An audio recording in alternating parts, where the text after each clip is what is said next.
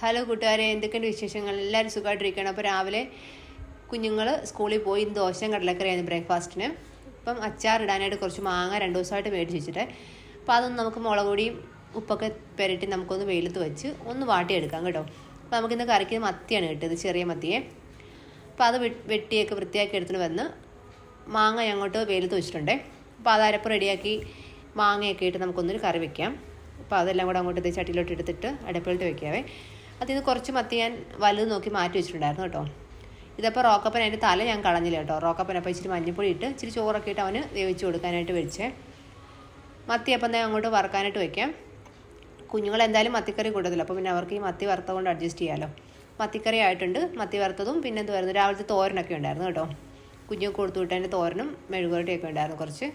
അപ്പോൾ അതെല്ലാം ആയിട്ടുണ്ട്. പിന്നെ തുണി കഴുകാനുണ്ടായിരുന്നു, അതൊക്കെ നടത്തി. ഇപ്പോഴത്തേക്ക് നമ്മുടെ മാങ്ങ എല്ലാം വാടി വന്നിട്ടുണ്ടായിരുന്നു കേട്ടോ. ഇപ്പോഴത്തേക്ക് നമുക്ക് അച്ചാറിടാനായിട്ട് വെളുത്തുള്ളിയും എന്താ പറയുക പച്ചമുളക് ഉണക്കമുളകൊക്കെ ഇട്ടിട്ട് വാട്ടിയെടുക്കുക. പൊടികൾ ചേർത്ത് ഇളക്കി ആവശ്യമെങ്കിൽ വെള്ളം ഒഴിക്കുക.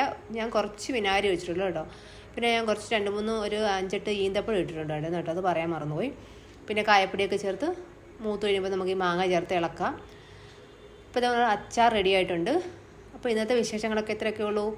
Okay, by.